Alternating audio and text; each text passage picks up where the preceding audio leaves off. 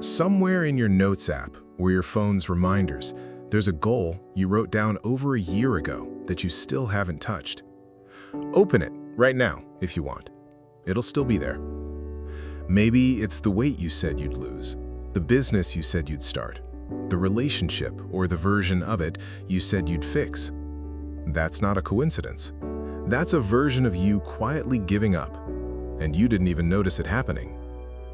Here's the truth nobody tells you. You don't fall apart in one big moment. You fall apart in 1,000 small ones.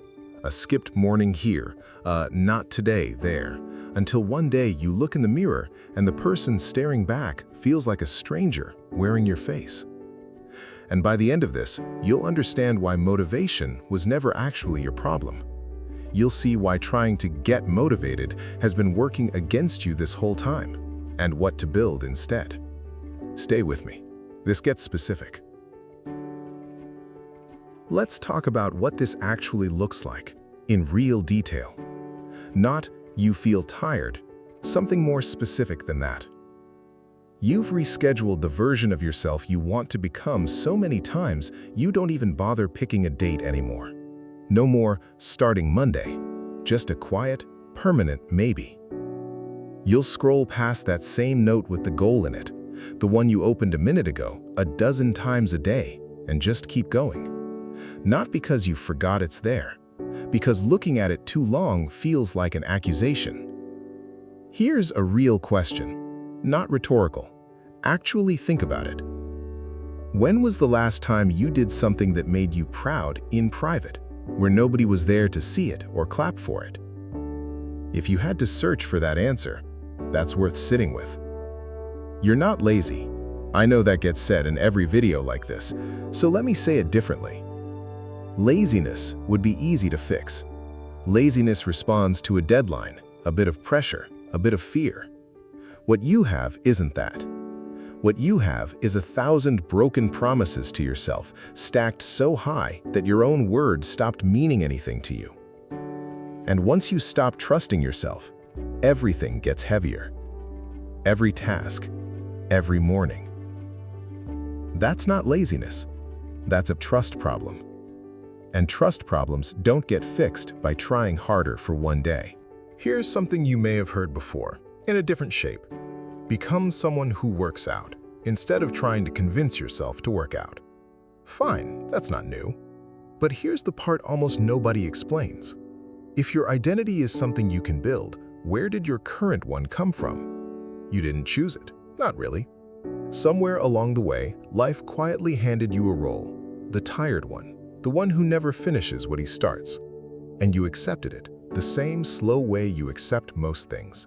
Not with a decision, but with 1,000 small non-decisions. Comfort built that identity, and comfort is patient. It doesn't announce itself as danger. One skipped workout doesn't feel like defeat. One wasted evening doesn't feel like anything. Comfort just keeps whispering, "Not today," quietly enough that you never hear it as a threat, until years of "not today" have quietly become your whole personality. This is why willpower alone burns out. You're not fighting a bad habit in a single moment. You're fighting years of identity that comfort built for you, one invisible inch at a time. You can't out-motivate that. You have to replace it, deliberately, on purpose, the same slow way it got built. Now here's a piece most people skip completely, and it's the actual reason comparison hurts as much as it does. You compare your current age to someone else's highlight reel, their promotion, their body, their relationship, and something in your chest tightens. Here's the mechanism behind that, and it's not really your fault. For most of human history, your survival depended on your ranking inside a small group. Falling behind the group wasn't just embarrassing, it was dangerous. That instinct is still wired into you thousands of years later, except now the group is a global feed of everyone's best day, filtered and edited, and your brain is comparing it to your worst one. That's not a fair fight. That was never a fair fight. You are not behind. You are exactly where your choices up until now have placed you. Not a punishment, not a life sentence, just information. And information can change. So if it's not laziness and it's not that you're behind, what actually rebuilds someone? That's the part almost nobody does right. Now, let's go somewhere I haven't taken you yet. Because everything so far has been about what's broken. Here's where it starts getting rebuilt. And this part actually has evidence behind it, not just a nice sentence.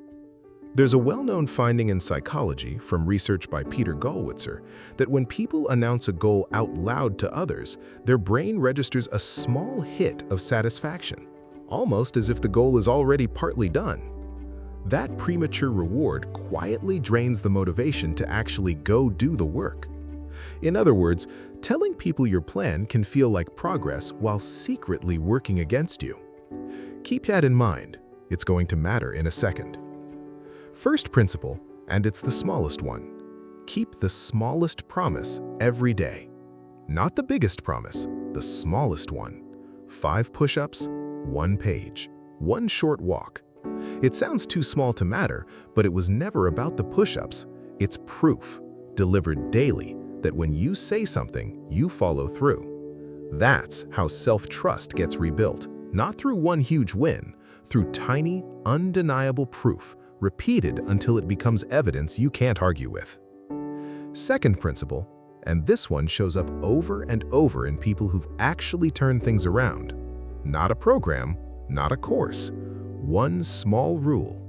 No phone for the first 30 minutes after waking. That's it. Something about that one decision seems to change how the whole day feels. Mornings stop feeling like something that happens to you and start feeling like something you're choosing. Protect the first hour of your day like it's sacred, because whatever runs your first hour tends to run the rest of your day too. Fourth principle, and remember what I told you about Gollwitzer's research a minute ago, stop announcing, start proving. Talking about your goals gives your brain a taste of the reward before you've earned it, so stop telling people what you're about to do. Let the results speak instead. Silence, followed by undeniable change, is louder than any announcement could ever be. 4 principles, 1 proof. Now, here's what they build toward. Habits change what you do. This next part is about something bigger: who you become. Remember that question from earlier? When's the last time you were proud of something in private? Picture that feeling. Now imagine having that feeling often. Not because life got easier, because you got harder to shake. Become someone who keeps their word, especially when no one's watching. That's the person who never has to search for the answer to that question again. Become someone who trusts themselves enough to stop scrolling past that note and actually open it. Not because scrolling is evil, because you finally know what it's replacing. Become someone whose calm isn't performed, it's earned. The same slow way the tired version of you got built, except now it's working for you instead of against you. That person isn't a fantasy sitting 10 years down the road. That person starts the moment you keep one small promise today instead of rescheduling it again. Let's go back to where we started. Somewhere in your notes, there's still a goal from over a year ago. That's not proof you're broken. It's proof of exactly where comfort quietly took the wheel. And now you know how it happened and how to take it back. You don't need a perfect plan today. You need one proof. One small kept promise that tells your own mind quietly, I'm not who I was. Do that today, then again tomorrow. Nobody is coming to rebuild you. Not a video, not a book, not tomorrow's motivation. Rebuild yourself now. Nobody else is coming.